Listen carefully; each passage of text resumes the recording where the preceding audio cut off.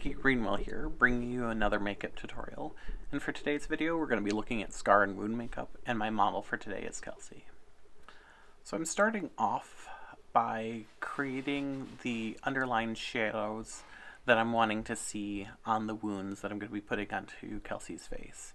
Here I'm starting off with that pink undertone layer wound, and what I'm doing with my line work is I'm trying to kind of taper my line so it gets thin, a little thicker, and then thins out as I work.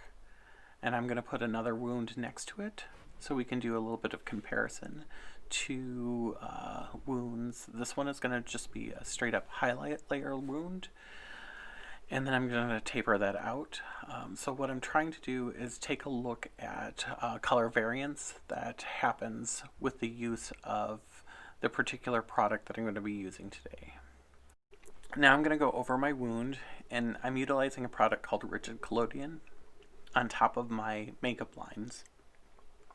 And I'm going to have to layer this multiple times. Rigid Collodion is a liquid-based product that gets harder or develops a plastic-like crust on the skin as it hardens. And as it does so, it tightens and shrinks the skin around the product. So if you're going to be utilizing this product, make sure that you have some quality makeup remover to make sure that you're not just pulling this product off your skin, but you're actually taking the time to remove the product properly. And like I said, I'm going to be applying a handful of layers. On average, I'm probably going to be applying at least a minimum of 3 layers. I may do as many as 6. Depending on how it is appearing on the skin. Now I'm actually using some of that same Rigid Collodion, and I'm just going to create some circular wounds on Kelsy's forehead. I'm also going to add an additional scar in between my 2 scars down Kelsy's face so that we can take a look at the variations that the product would do, just straight product alone on the skin, product with the pink underlayer, as well as product with a highlight underlayer underneath. I'm tapping out the product to see if I have enough, if the product is dry enough.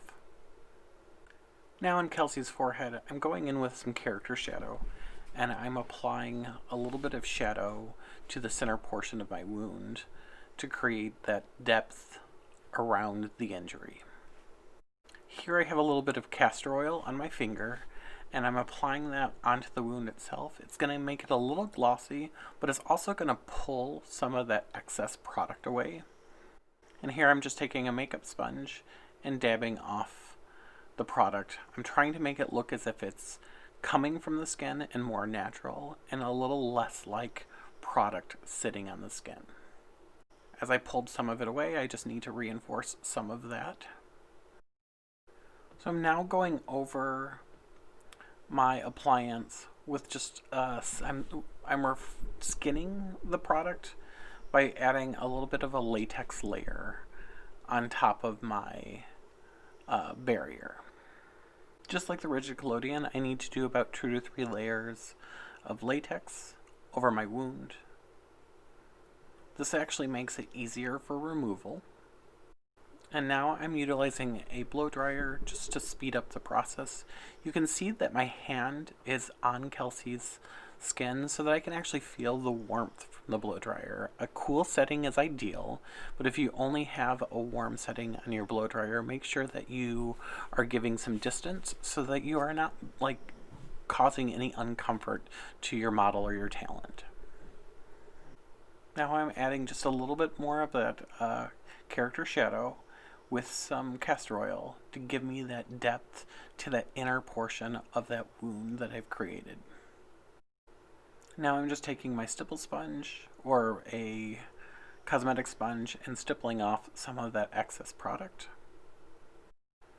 I'm taking a powder puff that's loaded just to make sure that the makeup looks like it's actually receding underneath the skin. It's imperative that I actually press the makeup into the skin and set it in its process. Now I'm going through with a large poof brush and some blood effect product and I'm actually adding just a little bit of injury and blood to my wound. So I'm using a coagulated blood so that it can give me a little bit of that glisten, but it's not necessarily going to be running down the face. Now I'm actually taking some makeup remover and I'm going through the removal process. So I'm using a fair amount of remover just to soften up all of those edges, and that's going to allow me to take off any product. So now I'm just going in with tweezers and I'm trying to lift or pick up an edge, and the remover just, if I let it set on the skin, it just gives me that softness to the product. The nice thing is this removal just gives me that ability to pull that latex apart and to remove the collodion scar with little to no effort.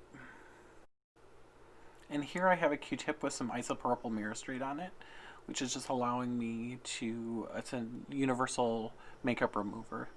And I'm trying to make sure that I'm getting a little bit of that myricide underneath the wound in the skin. You can see I've lifted an edge with my tweezers, and I have some isopropyl on my Q-tip, and I'm rolling it against the skin. And here you have the completed makeup. I hope that you learned something with me today, and remember, if you believe it's possible, you can make it possible.